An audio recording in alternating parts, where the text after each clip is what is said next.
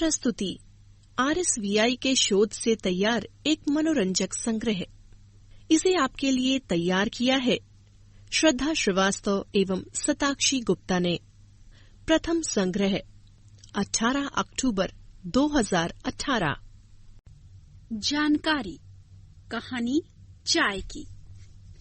इस पुस्तक का ध्वन्यांकन विशेष रूप से दृष्टिबाधित पाठकों के लिए rehabilitation society of the visually impaired के सौजन्य से RSVI स्टूडियोज में किया गया है। RSVI डेजी स्टूडियोज का संचालन rehabilitation society of the visually impaired A303 Gopala apartments, Ram तीर्थ मार्ग, नरही, लखनऊ द्वारा किया जाता है। RSVI Daisy forum of India का एक सक्रिय सदस्य है।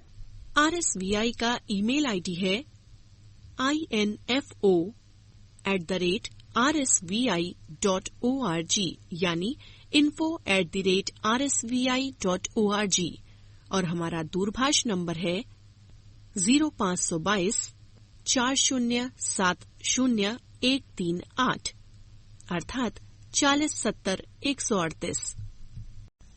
नोटिस।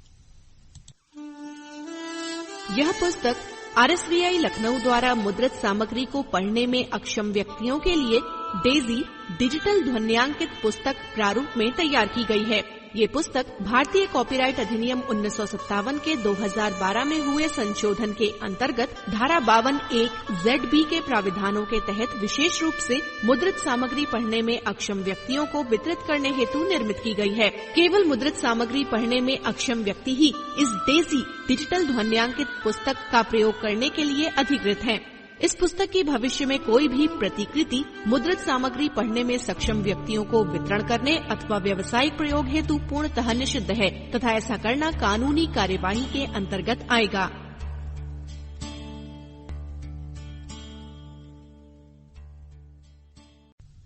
जानकारी कहानी चाय की। आज चाय हमारे सामाजिक जीवन में इस तरह से घुल मिल गई है कि हमारे दिन की शुरुआत ही चाय की प्याली से होती है और चाय के बिना तो घर आए मेहमान का सत्कार अधूरा माना जाता है। आइए जाने इसी चाय से जुड़ी कुछ रोचक बातें। सवेरे आंख खुलते ही बिस्तर छोड़ने से पहले यदि गर्मा गर्म चाय का एक कप कोई हाथों में थमा दे तो समझो कि उस दिन की शुरुआत अच्छी हो गई। ताजगी और स्फूर्ति का पर्याय है चाय। सिर्फ थकान ही नहीं, सर्दी के ठिठुरन को दूर भगाकर शरीर को गर्माहट की चादर उड़ा देता है। चाय का एक कप। अगर छींक, सरदर्द और हरारत के शिकंजे में शरीर हो तो बस गर्म चाय की एक चुस्की से ही मिल जाती है राहत। जी हाँ, ये चाय का ही कमाल है जो गर्मा गर्म समोसे और पकौड़ों का स्वाद दुगना कर देती है। सुबह का नाश्ता हो या शाम के स्नैक्स, चाय के एक कप के बिना दोनों ही अधूरे हैं। कोई आश्चर्य नहीं कि चाय को भारतीय संदर्भ में उस मिट्टी के समान माना गया है जो छोटे बड़े, अमीर गरीब का फर्क किए बिना सबको समान रूप से अपने अंदर समा लेती है। उत्पत्ति का इतिहास।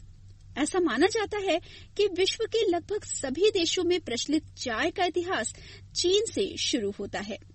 3री शताब्दी में ईसा पूर्व में चीन में चाय को तू कहा जाता था, पर 2री शताब्दी में हान वंश के आते ही तू का नाम बदलकर चा कर दिया गया, जो एक मंडारिन शब्द था। और यही चा समय के साथ साथ हिंदी, पुर्तगाली, जापानी, रूसी और फारसी भाषाओं में चाय कहलाया। अंग्रेजी में टी कहलाने वाली चाय को कोरियन में टा, फ्रेंच में थे, फिनलैंड की भाषा में टी, सिंगली में थी, अरबी में शाय, तिब्बती में जा और तुर्की में चे कहते हैं। 3री शताब्दी ईसा पूर्व तक चीन में चाय सिर्फ एक औषधि के रूप में ही ली जाती थी, पर जल्द ही इसकी बढ़ती लोकप्रियता ने चीन के किसानों को इसे एक फसल का रूप देने के लिए बाध्य किया। चीन से बाहर निकली चाय की लोकप्रियता देखकर चीनियों ने 2 अन्य प्रकार की चाय विकसित की, काली और खुशबूदार, जिन्हें आम चाय से भी अधिक लोकप्रियता मिली। कहते हैं भारत में स्वदेशी चाय का आगमन 1840 में हुआ, जब इंग्लैंड ने चीन के साथ युद्ध की घोषणा की, लेकिन बदले में चीन ने भारत भेजी जाने वाली चाय के निर्यात पर प्रतिबंध लगा दिया। भारत में शासन कर रहे अंग्रेजों ने इस समस्या के विकल्प के रूप में असम तथा उत्तरी भारत में चाय की खोज की। चाय के बागानों से लेकर आपके कप तक पहुंचने वाली चाय कई चरणों से गुजरती है। चाय का उत्पादन अधिक वर्षा और सूर्य प्रकाश वाले स्थानों पर हो सकता है। यूं तो चाय समुद्री तल से लेकर लगभग 1800 मीटर की ऊंचाई वाले स्थानों पर भी उगाई जा सकती है, पर भूमध्य रेखा के नजदीक वाले क्षेत्रों में इसका उत्पादन बेहतरीन होता है। दूसरा चरण कटाई छटाई का होता है, जिसमें चाय के पौधे को 1 मीटर की ऊंचाई से ज्यादा नहीं बढ़ने दिया जाता। पौधे को इतना ही ऊंचा इसलिए रखते हैं कि हाथों से इसकी पत्तियां तोड़ी जा सकें। तीसरा चरण होता है तोड़ने का, जो सचमुच एक कला है। बंद कलियों तथा कोमल शाखा की पहली 2 पत्तियों को सर्वोत्तम चाय के लिए श्रेष्ठ माना जाता है। सिर्फ ऐसी ही कोमल पत्तियों को तोड़ा जाए, इसके लिए खास स्त्रियों को इस काम के लिए चुनते हैं, जिससे सही पत्तियां तोड़ी जाएं। ये काम ज्यादातर स्त्रियां ही करती हैं, क्योंकि उनकी उंगलियां कोमल होने के कारण पत्तियों को कोई नुकसान नहीं पहुंचता। तोड़ी हुई पत्तियों के कारखानों में 3 तरह की चाय बनाने के लिए भेजा जाता है। हरी यानी कि बिना उफनी चाय, काली यानी कि उफनी हुई चाय और अलौंग यानी कि अर्ध उफनी चाय। आज की व्यस्त जीवन शैली में एक चौथी श्रेणी भी जन्मी है, जिसे इंस्टेंट कहते हैं। ये पूरी प्रक्रिया का चौथा चरण है। अंतिम चरण चाय की पैकिंग का होता है। चाय की दुकानों पर भेजे जाने से पहले चाय को लकड़ी की पेटियों या जूट के थैलों में भरकर गोदामों तक पहुंचाते हैं। कंज्यूमर पैकेटों में से चाय पैक करते हैं और फिर वितरकों तक पहुंचाई जाती है। सेहत के लिए फायदेमंद चाय की गुणवत्ता 3 बातों पर निर्भर करती है: सुगंध, स्वाद तथा रंग। इन तीनों गुणों का निर्धारण करने वाले कारण होते हैं इनके उत्पादन क्षेत्र में जलवायु, मिट्टी, पानी तथा ढलान।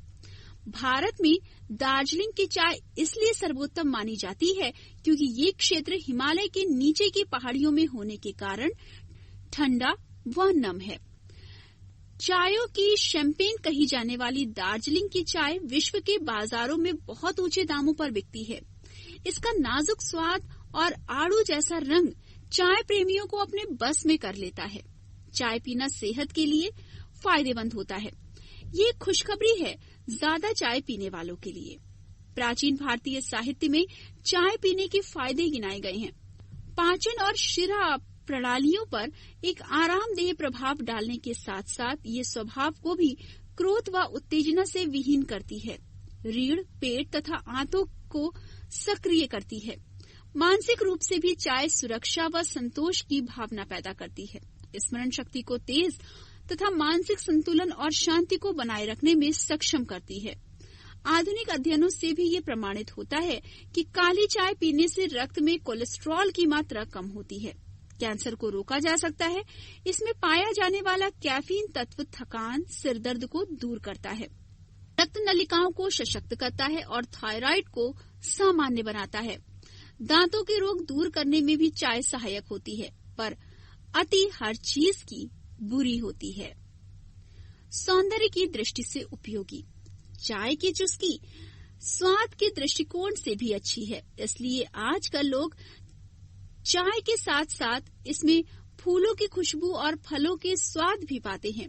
क्योंकि चाय एक ऐसा उत्पाद है जो किसी भी अन्य पदार्थ की गंध व स्वाद आसानी से सोख लेता है, इसलिए आजकल लोग जैस्मिन, पीच, लेमन, हर्बल आदि फूलों की खुशबू व फलों के स्वाद वाली चाय पीना भी पसंद करते हैं।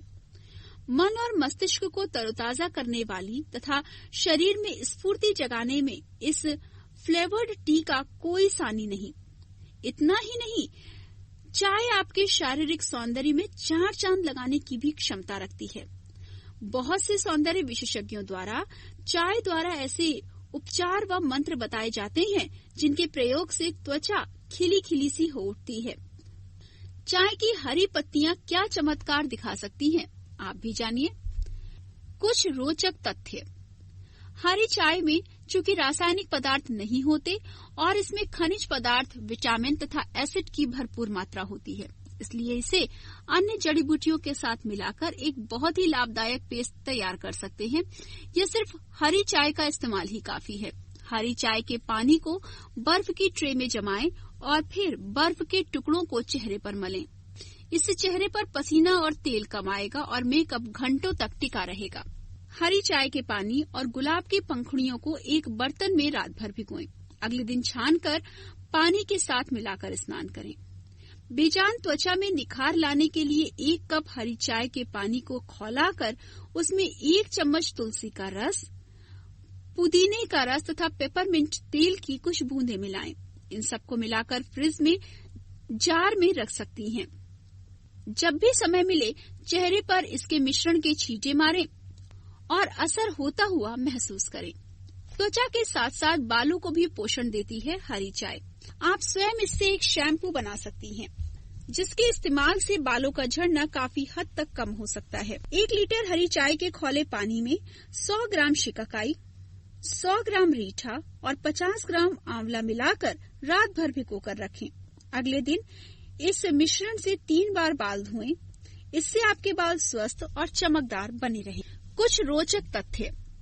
जापान के लोग चाय से संबंधित एक रस्म में विश्वास रखते हैं, जिसे पूरा करने में 4 घंटे लगते हैं।